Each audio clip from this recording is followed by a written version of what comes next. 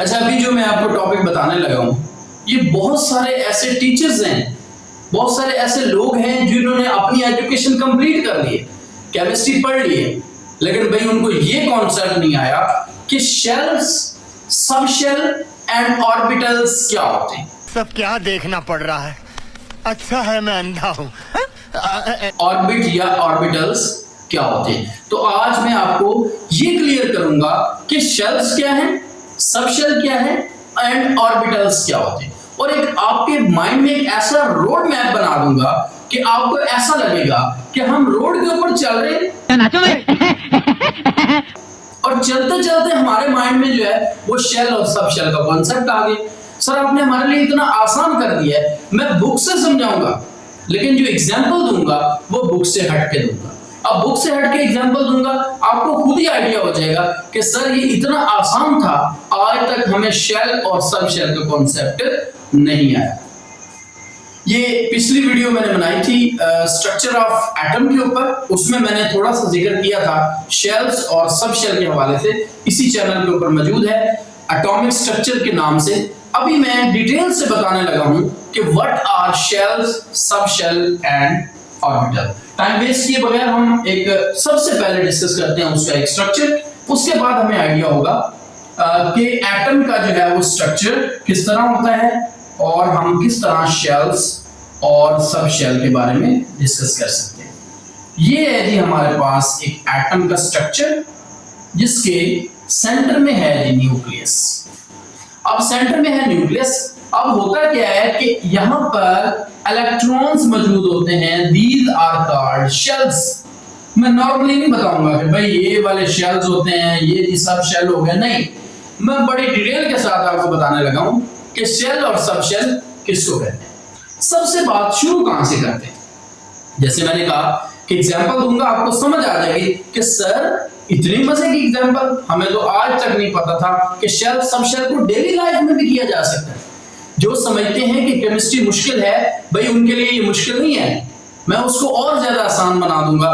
जितना आपकी सोच है कि इतना इजी हो सकती है, उससे भी इजी बना दूंगा, क्योंकि मैं आपको एक बिल्कुल रफ सा टॉपिक है जिसे शेल और सब शेल कहते हैं, लेकिन इतना मैं आसान बनाने जा रहा हूं, आपने कहना ये बहुत इजी हो गया हमारे लिए, अब मुश्किल नहीं है। होता क्या है कि सबसे पहला जो बड़ी चीज है वो हमारे पास होते हैं शेल्स, जैसे ये मैंने ऊपर हेडिंग भी दी है। अब शेल्स क्या होते हैं, पहले मैं नाम देता हूं। मिसाल के तौर पर हम क्या करते हैं, एक बड़े रोड के ऊपर जा रहे हैं, हम गाड़ी लेके जा रहे हैं, मोटरवे के ऊपर जा रहे हैं फॉर एग्जांपल। अब मोटरवे के ऊपर जो हम गाड़ी लेके जा रहे हैं वो हमारा जो घर है और उससे जो हमारी मंजिल है उसके दरमियान एक ऐसा रोड है जिसके ऊपर हमने मूव करना है। अब हम मूव करते हैं कहां से, अपने घर से मूव करते हैं मोटरवे के थ्रू उस मंजिल तक जहां पर हमने पहुंचना है। अब वो जो बड़ा रास्ता है जिसके ऊपर हमारी गाड़ी मूव कर रही है उसको बोलते हैं शेल्स। क्या बोलते हैं, शेल्स बोलते हैं। अब होता क्या है, अब जरूरी तो नहीं है कि मोटरवे के ऊपर ही हमारी मंजिल हो, बिल्कुल मोटरवे के ऊपर हम उतरे ही ना और वहीं पर मंजिल हो, ऐसा तो नहीं होता। अगर है भी सही तो हमें क्या करना है, जब हम मोटरवे से उतर रहे हैं, अब मोटरवे से जब हम उतरते हैं एक बड़े रास्ते से छोटे रास्ते की तरफ चले गए। अब बड़े रास्ते से जब छोटे रास्ते की तरफ चले गए हैं, छोटी किसी सड़क पर जिसे आप एक जीटी रोड कह सकते हैं या एक जो सिंगल वे रास्ता है उसके ऊपर आप चले जाते हैं, उसको हम कहते हैं सब शेल। क्या कहते हैं, सब शेल। ये हो गया जी दूसरे नंबर पर। फिर हम क्या करते हैं, उस बड़ी रोड, जो बड़ी रोड थी, जीटी रोड थी, इस टाइप की रोड थी, मोटरवे से छोटी थी लेकिन बड़ी रोड थी। अब मंजिल जरूरी नहीं कि हमारी मंजिल उसी के ऊपर हो, अब हमारी मंजिल और आगे है, हमने क्या करना है, उससे छोटे रोड पे चले जाना है जिसको हम कहते हैं लिंक रोड कहते हैं। और हमारी उस पे मूवमेंट हमने चेक करनी है अपनी।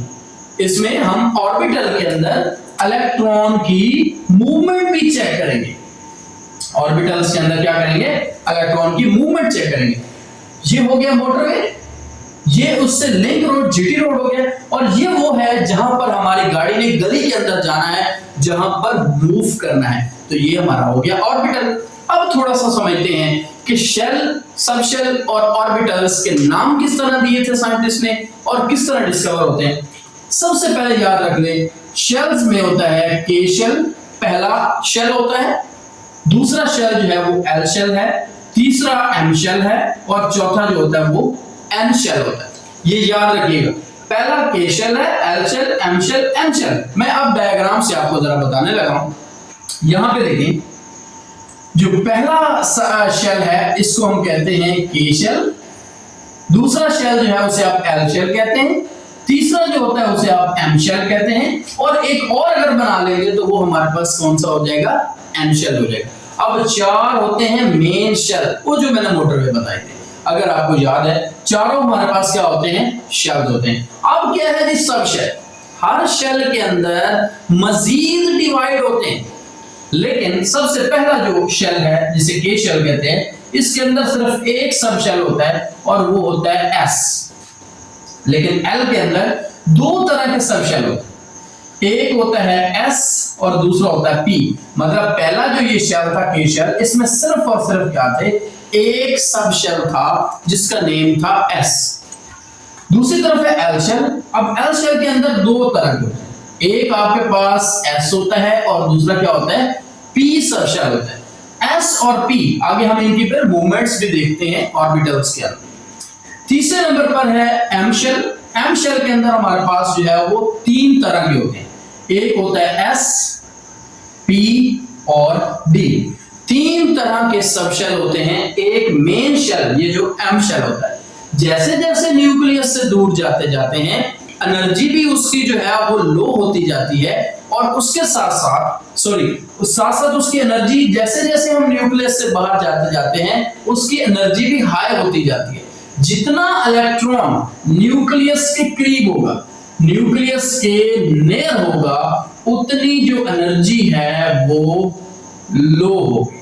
क्या होगी, एनर्जी लो होगी। तो एनर्जी लो हर एक एटम चाहता है, हर एक इंसान चाहता है, हर एक दुनिया पे पड़ी चीज जो चाहती है कि मेरी एनर्जी लो हो, मेरी एनर्जी कम हो और मैं अपने आप को स्टेबल फील करूं। हर एक चीज यही चाहती है। जैसे कहते हैं सुकून क्या है, सुकून कहां पे है, कब्र के अंदर। इसी तरीके से हम क्या कहते हैं कि सुकून जो है उसको कहां पे है, न्यूक्लियस के करीब। जितना न्यूक्लियस के करीब होगा उतना उसको ज्यादा सुकून होगा। अच्छा जी, एम शेल मेन शेल जो है उसके तीन सब शेल होते हैं, एक हमारे पास है एस, पी और डी।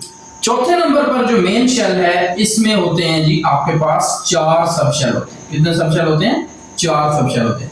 एक होता है एस, एक होता है पी, एक होता है डी और एक होता है एफ। ये फोर मेन सब शेल होते हैं। एक एन मेन शेल के मजीद आगे जो सब शेल होते हैं वो एस, पी, डी और एफ होते हैं। तो यहां तक आपको क्लियर हो जाना चाहिए कि ये पहला शेल, इसके अंदर एक सब शेल, दूसरा जिसे आप एल शेल कहते हैं, इसके अंदर दो तरह के सब शेल होते हैं, एक एस है और दूसरा क्या है, पी है।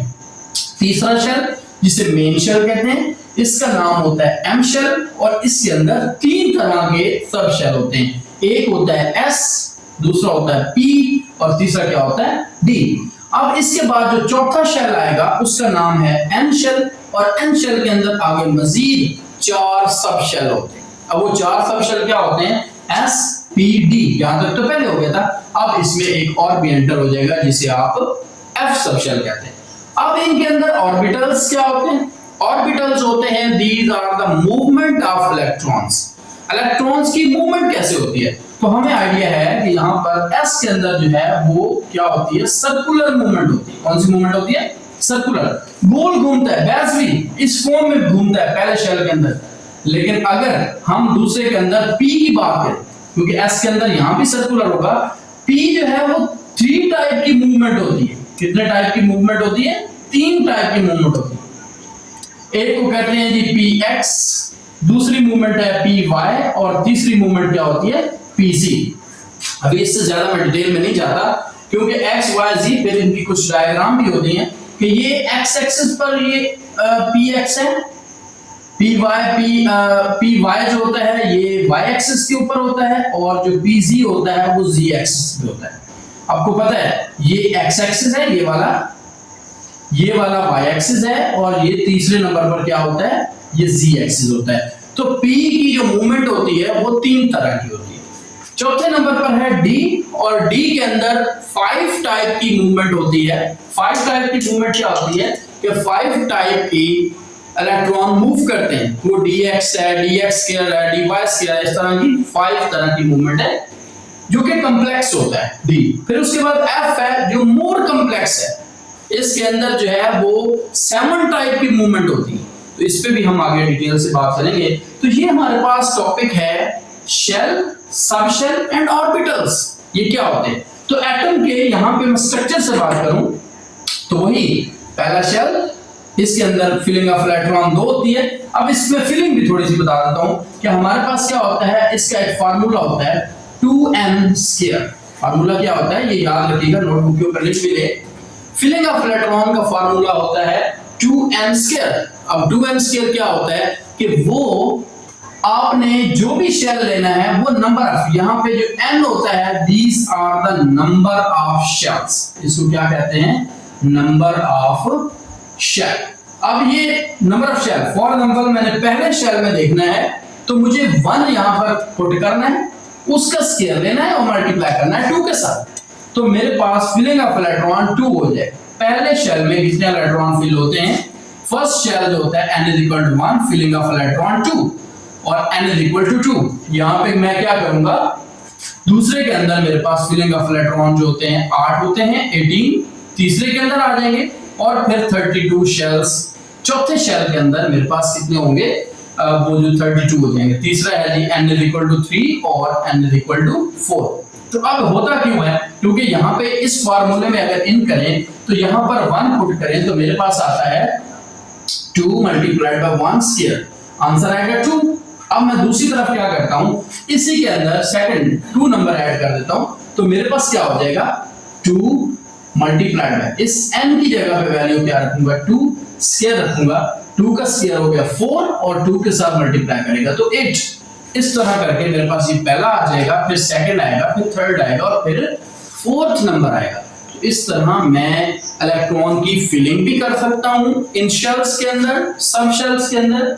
सब शेल के बारे में डिटेल से बात भी कर सकता हूँ और ऑर्बिटल्स के हवाले से भी डिस्कस कर सकता हूँ कि ऑर्बिटल्स मूवमेंट किस तरह की होती है। एक तो ये है कि ये गोल घूमता है, सर्कुलर फॉर्म में होता है। फिर मूवमेंट है 3 तरह की है p के अंदर, px, py, pz, x axis पे है, y एक्सिस पे है और z एक्सिस पे है। d के अंदर भी इसी तरह है, dx square, dy square, dz square, dx square, y square, dy square, dz square. तो ये 5 तरह की मूवमेंट है। और f के अंदर भी same as it, that is the more complex as compare to the d। और ये हमारे पास एक शेल, सबशेल और इसका कॉन्सेप्ट है। तो इस एटम के स्ट्रक्चर को देख के आपने इलेक्ट्रॉन की फिलिंग भी करनी है और उनके शेल्स के नेम भी देने हैं। तो उम्मीद है कि आपका कोई भी किसी तरह का भी टेस्ट होगा जिसमें आपको ये कंफ्यूजन है कि शेल्स क्या हैं, सब शेल्स क्या हैं, तो इंशाल्लाह आपको ये क्लियर हो जाएगा।